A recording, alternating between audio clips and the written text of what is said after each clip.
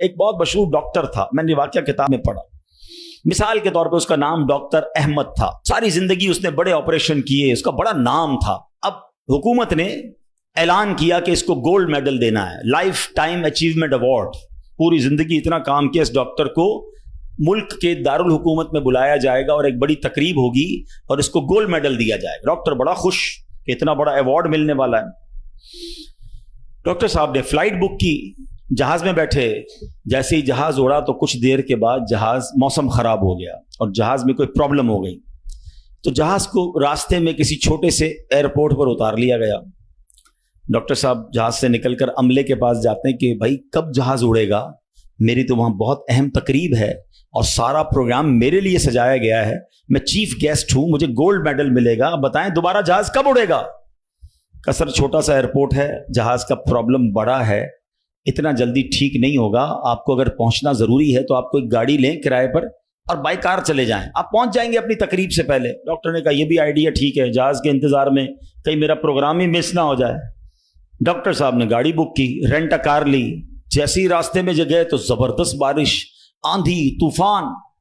اس اندھیرے میں، اس آندھی طوفان میں ڈاکٹر صاحب راستہ بھول گئے اور کسی مین ہائی وے سے نکل کر گاؤں کے روڈ پہ چڑھ گئے. بہت دیر تک راستے میں، اب بھوک بھی لگ رہی، کھانا بھی نہیں کھایا، اندھیرا گپ، بارش ہو رہی ہے. اچانک ایک چھوٹا سا گاؤں میں گھر نظر آیا جس میں ایک بلب جل رہا تھا. ڈاکٹر صاحب نے کہا اب تو حالت ایسی ہو گئی، دروازہ کھٹکھٹایا. ایک بوڑھی عورت نے دروازہ کھولا. کب ماں جی کچھ کھانے پینے کو ملے گا، بہت بارش ہو رہی. کہا بیٹا اندر آ جاؤ. وہ اندر چلا گیا. ماں جی نے بڑی محبت سے اسے پانی بھی دیا، کچھ کھانے کو بھی دیا. تھوڑی سانس میں آئی تو ڈاکٹر نے دیکھا کہ برابر پہ بستر پر ایک نوجوان لیٹا ہوا تھا. کہا ماں جی یہ کون ہے؟ کہا بیٹا میرا بیٹا ہے. کیا ہو گیا اسے؟ کہا اس کو بہت بڑی بیماری ہے.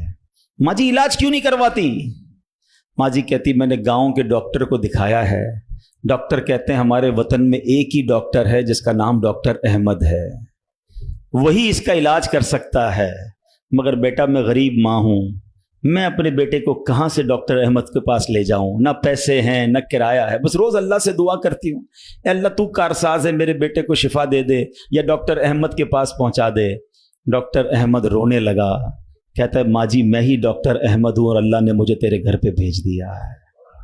جہاز کا خراب ہونا، چھوٹے ایئرپورٹ پر اترنا، رینٹ ا کار لینا، راستہ بھول جانا، کسی اور گھر پہ نہ رکنا، اسی جھونپڑی کے کنارے پر رکنا اور اس گھر میں جانا اور اس مریض کا علاج کرنا.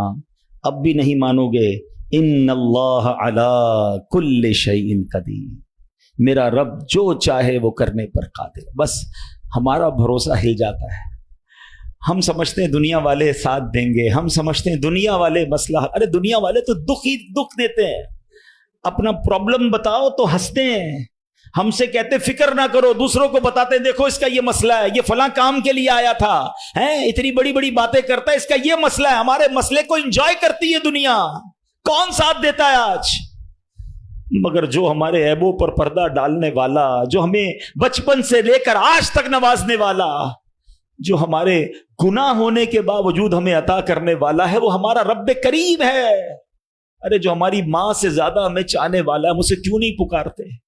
اس کی طرف توجہ کیوں نہیں کرتے؟ حالانکہ اس کی رحمت تو اس کے دروازے کھلے ہوئے ہیں، وہ تو دینا چاہتا ہے. مگر کاش جو توجہ ریکوائرڈ ہے، جو دل سے دعا مانگنا ہے، وہ اللہ مجھے اور آپ کو نصیب فرما دے.